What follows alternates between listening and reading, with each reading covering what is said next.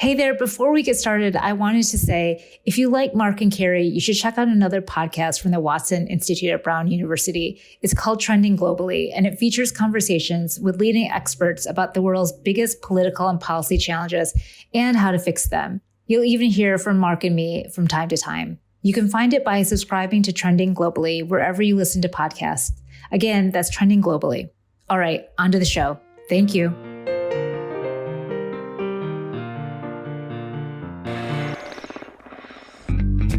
Hello, and welcome to the Mark and Carrie Show from the Watson Institute for International and Public Affairs at Brown University. Happy May there, Professor Blyth. I'm thinking that you are done with class, maybe potentially done with the end of the semester. I don't know if that's wishful thinking for you. Yeah, it's totally wishful thinking. What actually happens, and hello, Carrie, and hello, listeners. No, this is hell time, right? So basically, there's two parts of the year that are just insanely bonkers, where you have every single hour filled, and people want to fill it again twice.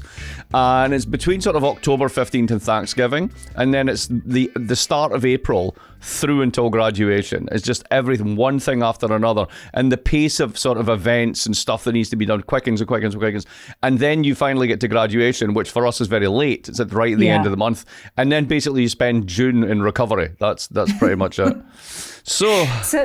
So here we are then.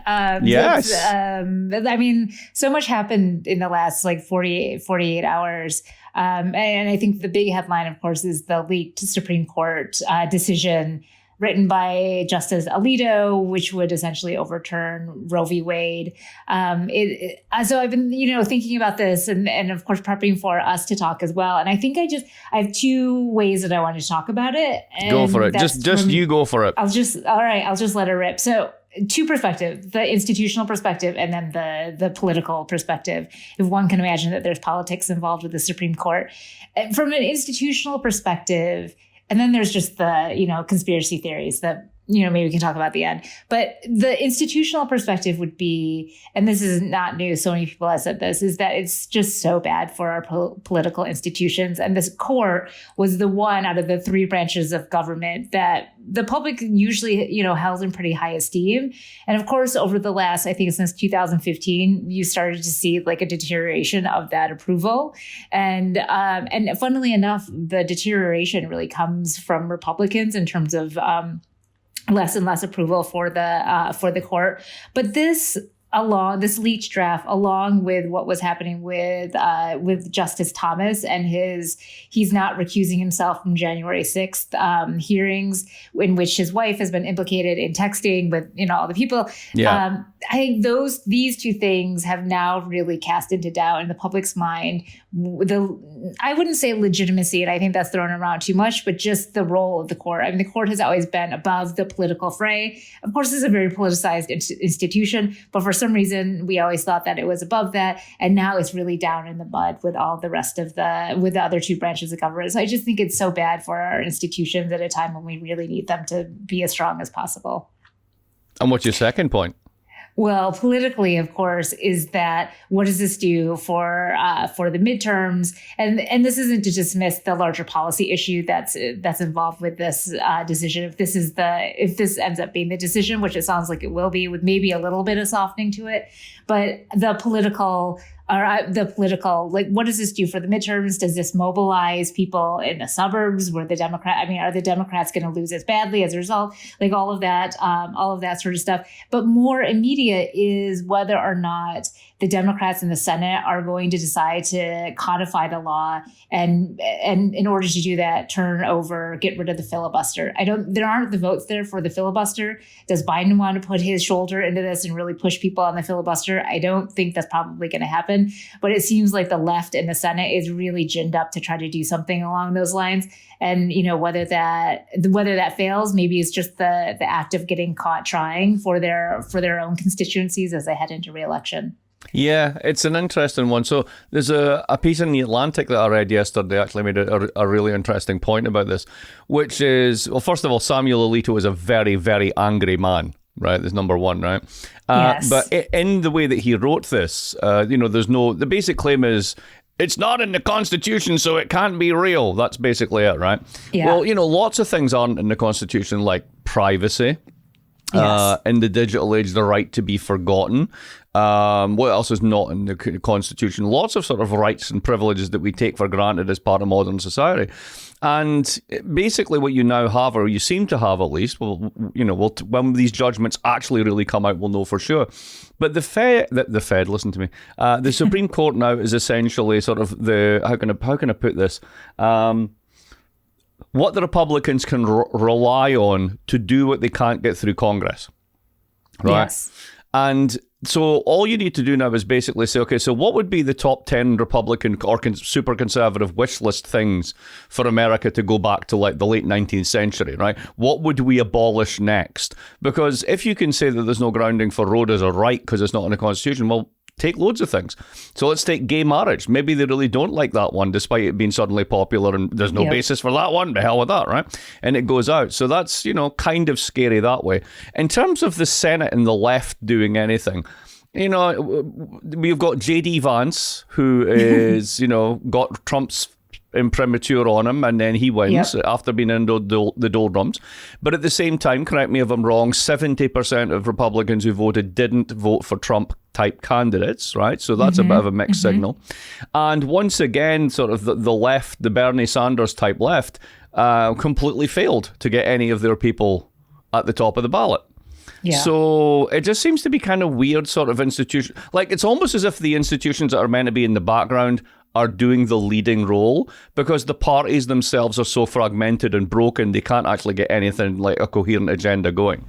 What do you think? I know. I heard an interesting observation that if whatever party was in power, and I kind of wonder if Biden is trying to do this sometime, if they just did like real middle of the road stuff and nothing on the left or the right, they probably would be voted back into power. But because we're switching, to your point, all the time, and we're moving from what party is in power to the next every 4 years or every 6 years, like no one actually can get any traction. And so these wedge issues become even so more important to mobilize people to switch parties and like blame whoever's in power. And there's just it's hard to make sense of where the dial is at any given moment.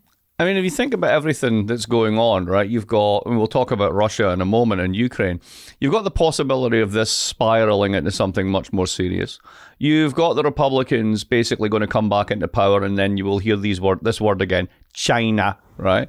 So they're spoiling for a fight, and they might well get one. So there's climate change, which doesn't give a crap about any of the stuff that we do, and we're not doing anything to abate it. We seem to be completely on a brain fart mode with that one.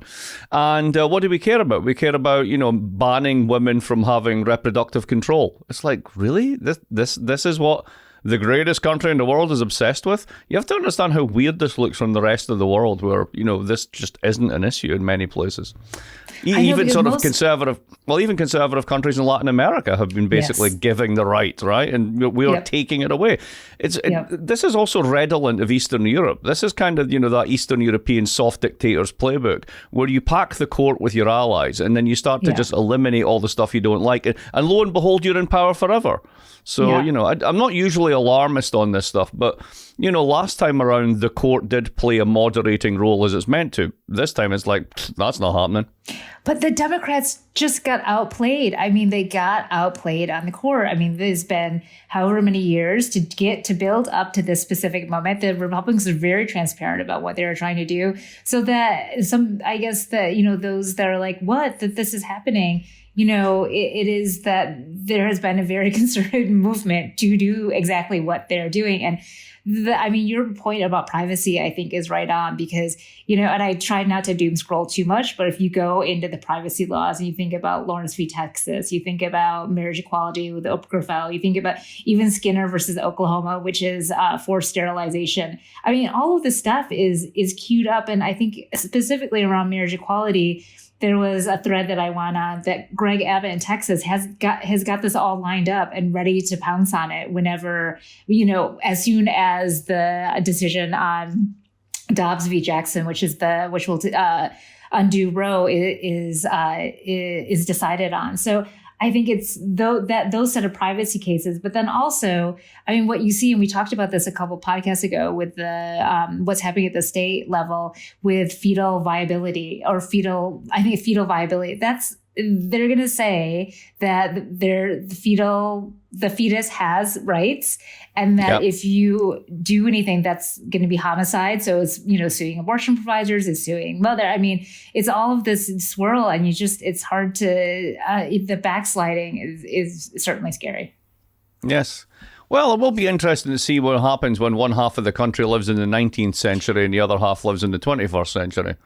I think that's so dangerous, right? When New York has one thing and South Carolina has another. Yeah. Totally. Well, anyway, let's think about more dangerous things. Ukraine. Yes. So our dear friend Adam Tooze has a nice piece in The Guardian I was reading this morning. So I was traveling today. So basically I was just reading all morning.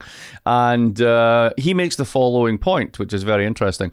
We've just signed into law a bipartisan bill. It actually happened. I don't know if you noticed this.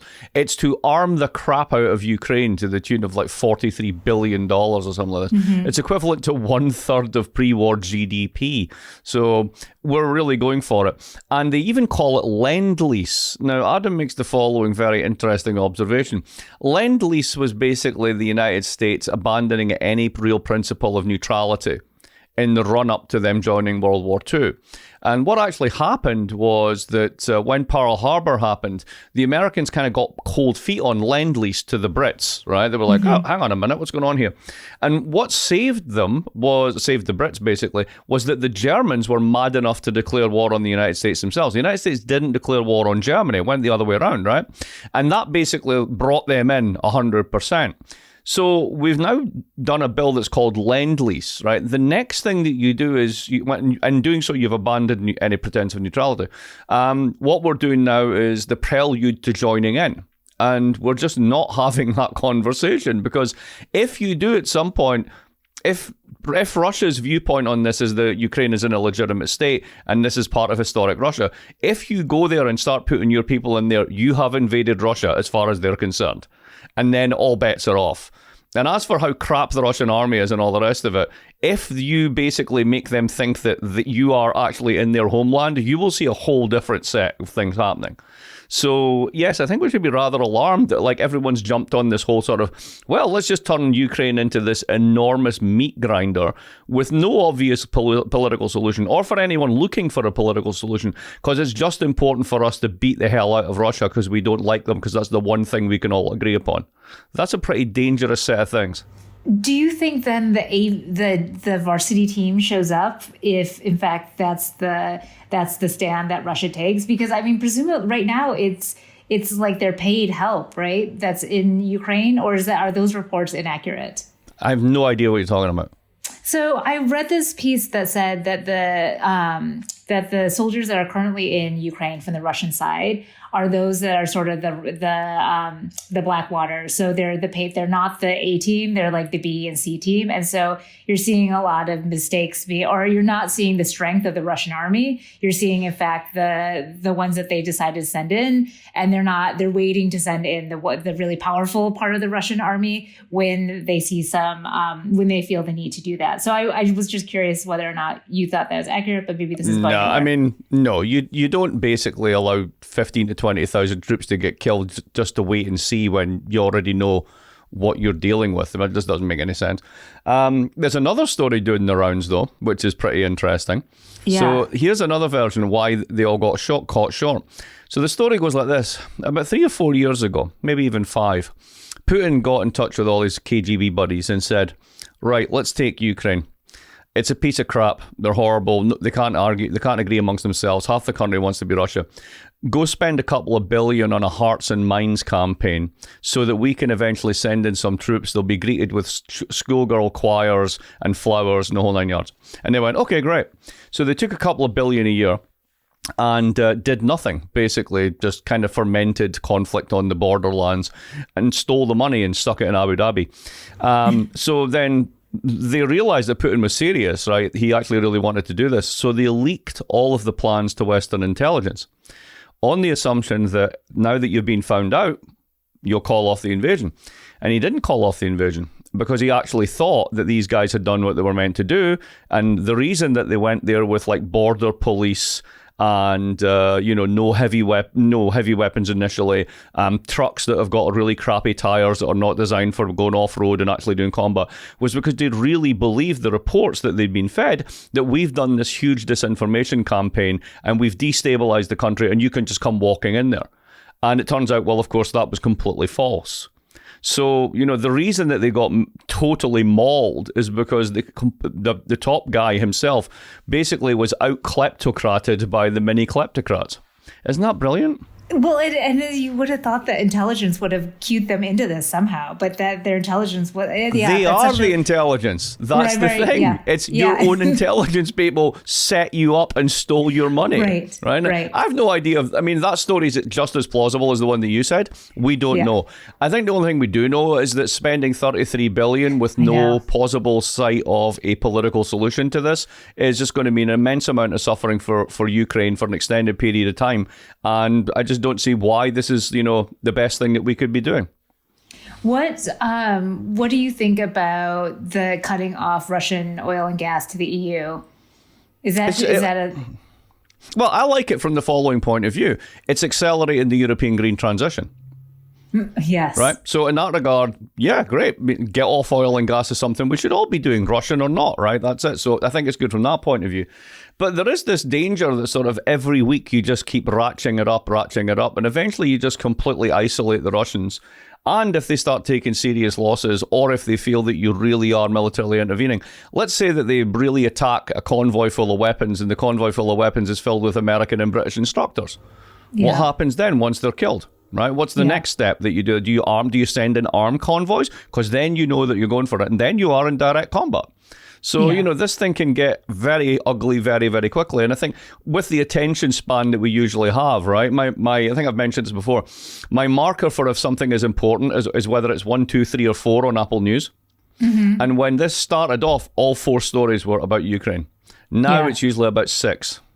Oh, geez. Okay. So it's really dropped. Wait, I have to go back to your travel. Were you on a plane, and how many people were wearing a mask? Oh yeah, I was on plane. I was on 2 planes because I went there and came back. And on the first plane, I was wearing a mask until they gave me a cup of coffee, and then I completely forgot to put the mask back on. So that was that. And I think that was a common experience for a lot of people. I would say about a third of the plane was still masked. Okay, that seems like a pretty healthy percentage. Okay. Well, speaking of masks, let's turn to the Ohio and Indiana primary results, where we talked a tiny bit about this just a few minutes ago, and I wanted to say something about how the lamestream media is really saying that this was a real test of strength for Trump's, whether his endorsement, whether he's still in control of the Republican Party or not, which we've been talking about for like 100 years.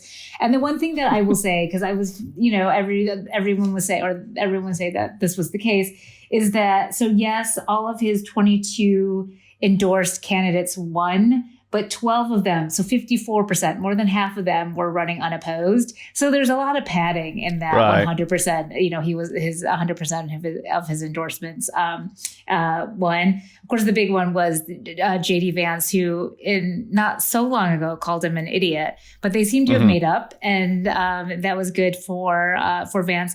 The one thing I wanted to point out here is that Mike DeWine, who's the current Republican governor of Ohio, that was the race I was watching, because he had put into place fairly common sense protocols like shut down businesses during the height of COVID. He actually, shocker, acknowledged that Biden had won the presidency. So really going off on his own. And he won. He didn't win like by a ton, but he still won. So, there were some pretty far right candidates in that primary. So I saw that as like, maybe there's still some, quote unquote, moderate Republicans that are left in the party that can win.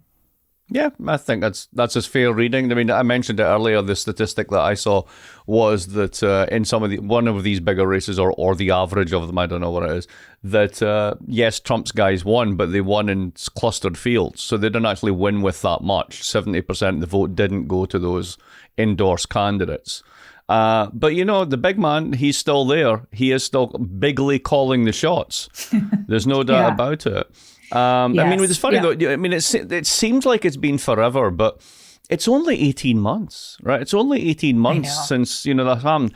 And, a lot can happen. And what's going to happen, of course, is the Democrats will continue to self-immolate. But nonetheless, you don't really know if he's going to be here in 18 months in the sense of the same kingmaker figure, right? A lot can happen in that time. And there's lots of other people like DeSantis and others who really want to take that crown from him. So I think it's a little bit early to be calling it in terms of, whether Trump's going to be back on this. Oh, and I just think, like, health-wise, he's not looking very good. So is he actually, is he going to still be alive? But I mean, I agree with you about DeSantis, because DeSantis is willing to punch people straight in the face and he is not at all scared of opposition and bullying. And I mean, he says it and then he does it. And, the fight with Disney World, he's not backing down. I don't know that there's a lot of substance under that fight, but he picked a fight with Disney and he didn't back down from Disney. So I think for his own, quote unquote brand, he stays on task. So what else has been going on? China, right. They're locking down cities for weeks and weeks at a time. This again is kind of deeply worrying. Team autocracy isn't looking so good just now. Right? Maybe 2 years ago, even people like me would make the following argument. Democratic politics has become so dysfunctional that we can't get anything done. There are things out there like climate change. You might not like the system of government of China, but every year they install more solar than the United States has. At least it can get the crap done.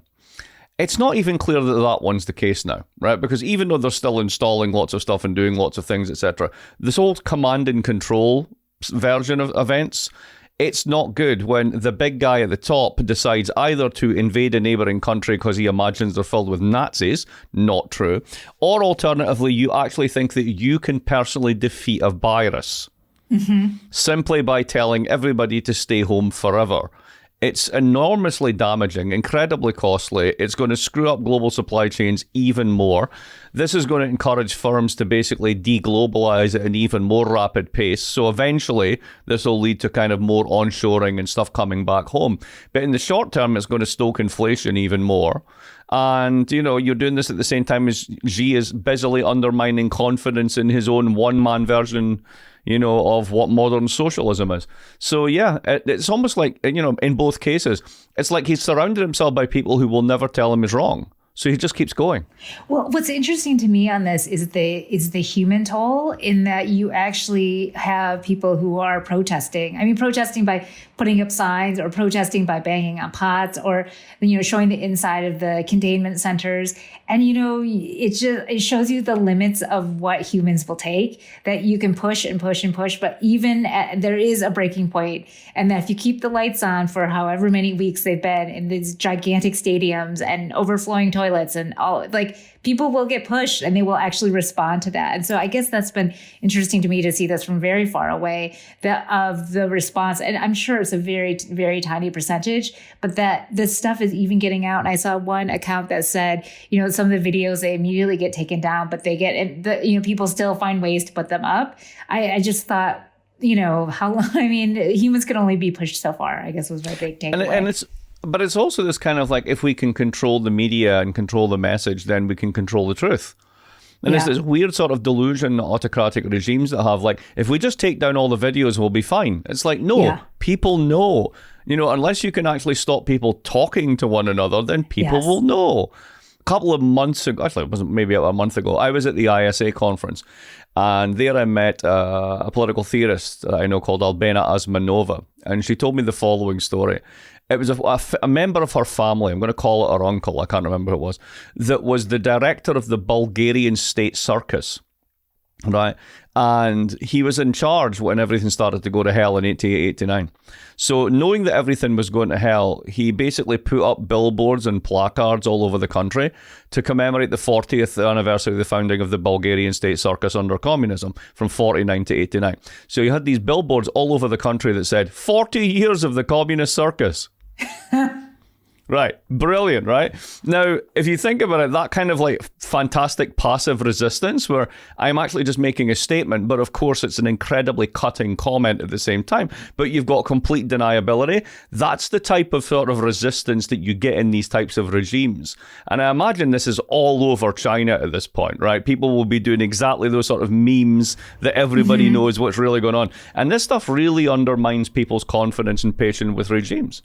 Yeah. Wow, that's such a, I mean, like that family member must have had the most fascinating stories to run the Bulgarian state circus. Yeah, I mean, that on its own is kind of brilliant, yes. isn't it? What did you do? I ran the Bulgarian state circus. Well, of course you did. Yeah. That's a bit because of course there's that exists. Well, and there was, and now I'm of course forgetting, there was like a hashtag that they were using to post about this, but it was something, it was not at all related to right. So it'll be like rainbow cupcakes or something, and everybody jumps on it. Yes, yeah, exactly.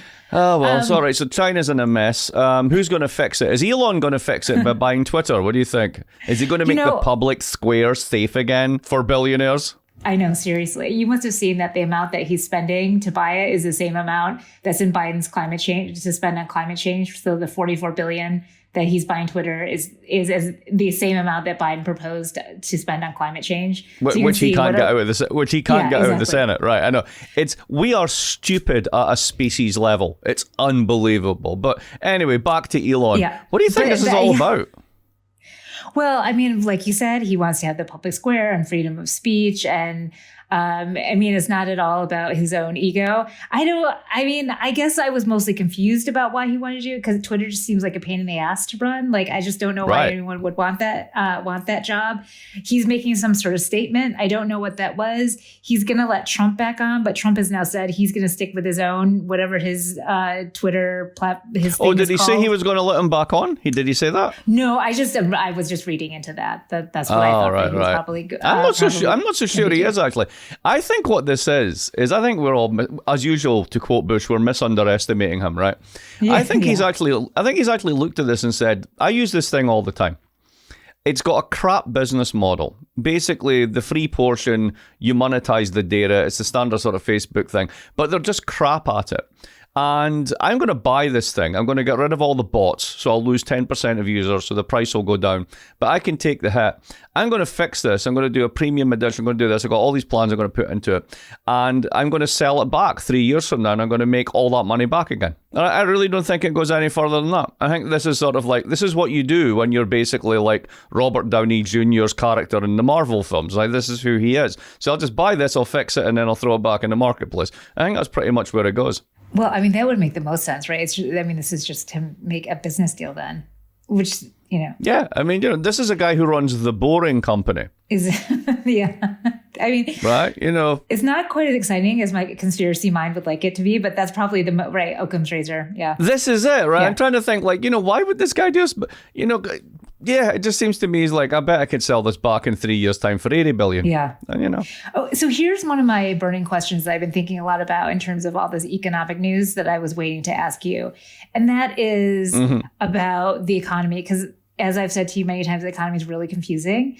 Can there be a recession with low unemployment? You can go into a recession with low unemployment, but one of the definitions of a recession is negative growth for 2 quarters, which implies that you would be increasing your unemployment. Gotcha. So an effect of a recession, which is negative growth, would be higher unemployment, right? That'd be the standard way of looking at it. So there's a whole question here as to, what's going on in the current moment. I get very annoyed sometimes, even with things that I tend to read, like the Financial Times, where it's absolutely clear that this is not a monetary phenomena, right? There's a thing called the Milton dictum: inflation is always and everywhere a monetary phenomena. And in this case is proving that it's really not. It's simply the fracturing of global supply chains. Right? That's what's driving all this. And you could say the pandemic spending, but then you got to say, yeah, but the pandemic spending wasn't actually a stimulus. It was income replacement because the economy had shut down. Those checks, the last of those checks went out 12 months ago and were spent 9 months ago. They were $2,000. That's not powering the price of goods anymore, right? That's not it. It's not the fact that the Fed's spending all this money, because you don't spend central bank money. You spend money that you get issued through the commercial banking sector. The banking sector's making money hand over fist because everybody's buying a bunch of stuff. But as inflation goes up, that will slow down. So it's really not clear to me that, let's raise interest rates is going to actually do anything about the fact that you've got 500 ships parked off of Shanghai and you can't get any stuff because the city's in a lockdown, right? These things seem to be totally disconnected. But as usual, we've managed to whip ourselves up into a narrative whereby, well, it's inflation, so it must be about money. The Fed must do something, and they probably spent too much. Look at all that pandemic money. Just ignore the facts of the supply chain stuff, or mention it, but then immediately, pivot towards a monetary explanation for no reason. So the Fed now finds itself in a position whereby it's looking at a recession, but it's been talking up interest rates. And it's looking at prices still going up in certain areas and certain sectors because of things like the breakdown of the global supply chain. And they're kind of baked into doing these rate increases. So we will be increasing interest rates as the economy goes into a recession anyway, which means that you get a very deep recession rather than a shallow one. So we're about to hurt ourselves because we've convinced ourselves that the inflation is caused by something it's not. So, again, shocked, yes, surprised, never. So if gas and groceries are going up because of inflation, and then the interest rates on my student... Not because of. Gas and groceries going up is inflation. And then my mortgage and my student loan and... are going to get more expensive. So then everything has gone up now. My wage should stay. And of course, that's a good thing. That's because what happens is by making everything more expensive, particularly for people who can afford it the least, the heavily indebted or the poor whose credit's more expensive, somehow that helps them because they're the people who suffer most from rising prices. Oh, so okay, so that I cannot connect these dots is not just. It's because it's unconnectable. Okay. No, it's unconnectable, right? It's actually really kind of shameful. The basic argument is, oh, look at those poor people. Prices going up. I mean, I don't care. I can afford the gas, but they can't. We need to do something about that. Why don't we make their credit, which is insanely expensive and hard to come by, even more expensive? Because that'll help them with the cost of living. Sorry, that does not compute. But is the intent to slow you down from spending or buying by increasing interest rates? The intent is to basically stop people buying stuff so that prices fall. It's a very blunt weapon. We proved back in 1980, if you really, really push them up high, you can certainly do that. But you cause a tremendous recession. The problem here is that we don't live it, despite the fact that we keep talking about it as if it's the 70s again. It's not the 70s show. One massive difference. After 2008, when we cut interest rates to zero, everybody who wanted more than zero pushed their money all around the rest of the world to so-called emerging markets, right? To Turkey, to Brazil, to Indonesia, all the rest of it, right? And that money's been parked there doing various things. Now, if you jack up interest rates to basically 5%, if inflation's at 7%, you've still got a negative real rate. You're not even really crushing the inflation. But if you put it up to 5%, and I'm making 3% in Korea, all that money comes flying out, goes back into dollar. Dollar goes flying through the roof. Emerging markets suffer huge capital flight out. Their exchange rate goes down. Their dollar debts go up, and they all explode. Now, the Fed knows this. We didn't have that problem in the 70s. We do now because of what we did from 2008 on. So there's a real limit to how far they can actually push this up without causing a big global debt capital flight problem. I mean, this is when the world careening off its axis feels like very possible. Yeah, there's a lot of stuff. I mean, it's funny. We've been doing this for a couple of years now, right? And it just seems to get madder. Yes. I mean, it really does. It's just sort of like, oh, great. So let's think about what happened. Huge financial crisis. And that took like a decade to recover from. And for many parts of society, we're not even back to where in 2008. In Greece, this is the best one. The IMF projected that Greece would get back to its GDP level of 2008 in 2046. Yeah, I know. It's insane, right? Yeah. So then we had a pandemic, right? And then we managed to turn that into a political bun fight. And then we walk out of pandemic into sort of the re-emergence of 19th century strongman Russia and the possibility of an actual big war in Europe spinning out of control. Yeah. And then we've got politics whereby the Republicans are going to come back in. They're going to basically give up on climate change for at least 2 electoral cycles, go for a big carbon binge. And if we're lucky, not get into a fight with China. And the Fed basically can't really do anything about inflation without blowing up the rest of the world financially.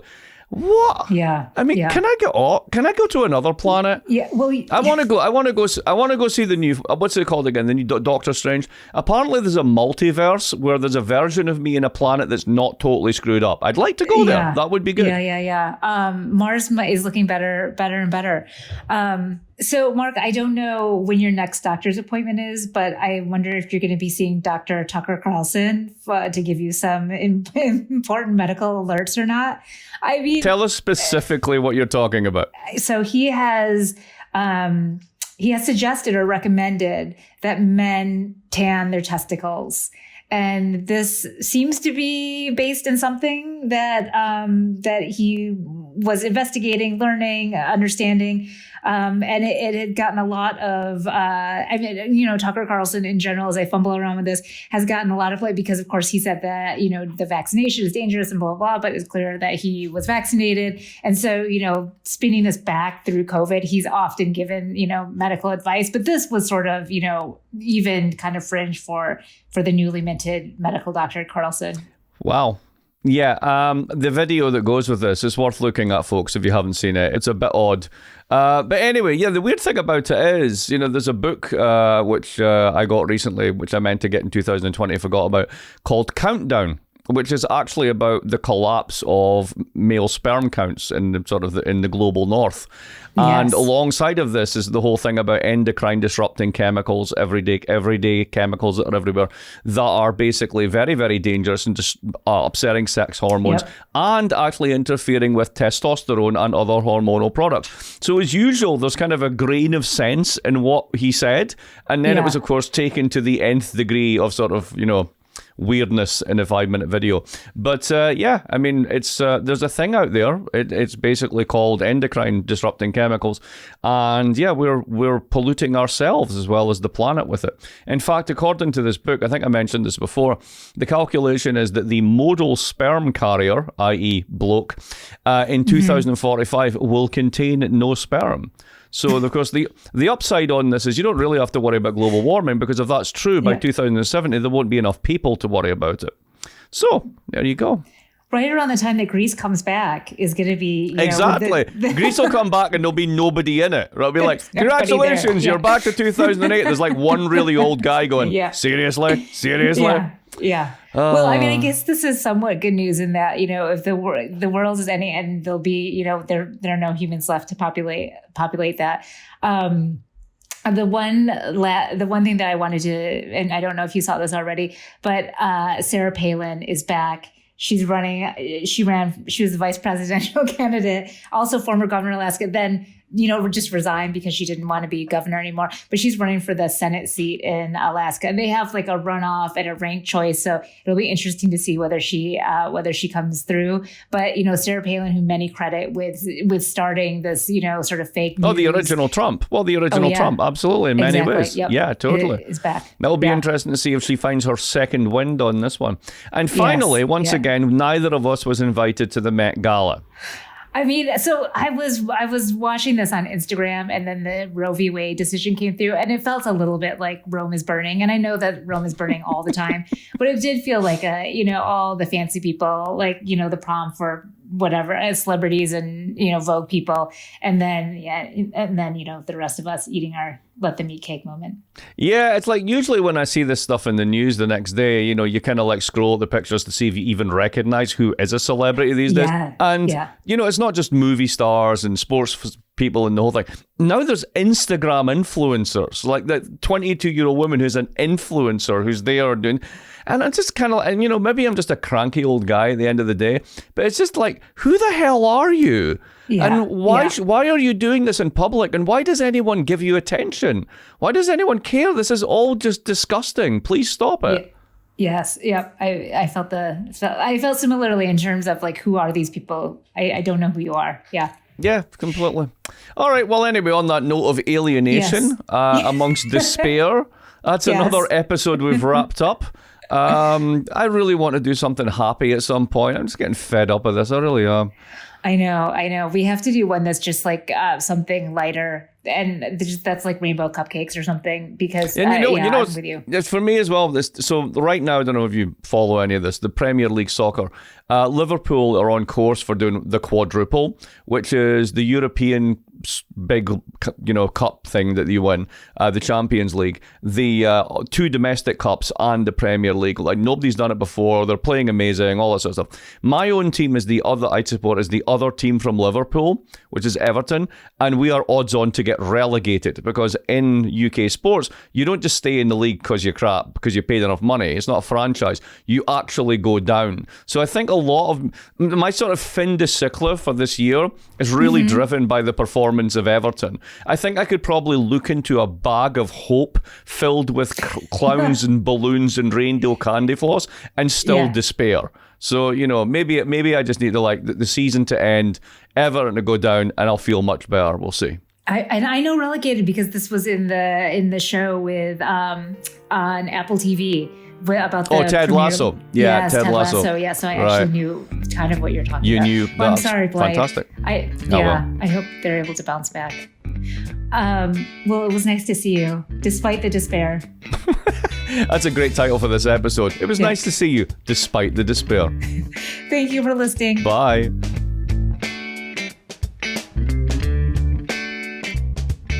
Mark and Carrie is a production for the Watson Institute for International Public Affairs at Brown University. Our show is produced and edited by Dan Richards. You can learn more about the Watson Institute's other podcasts on our website. We'll put the link in the show notes. And if you haven't already, you can subscribe to Mark and Carrie wherever you listen to podcasts. Thanks so much for listening.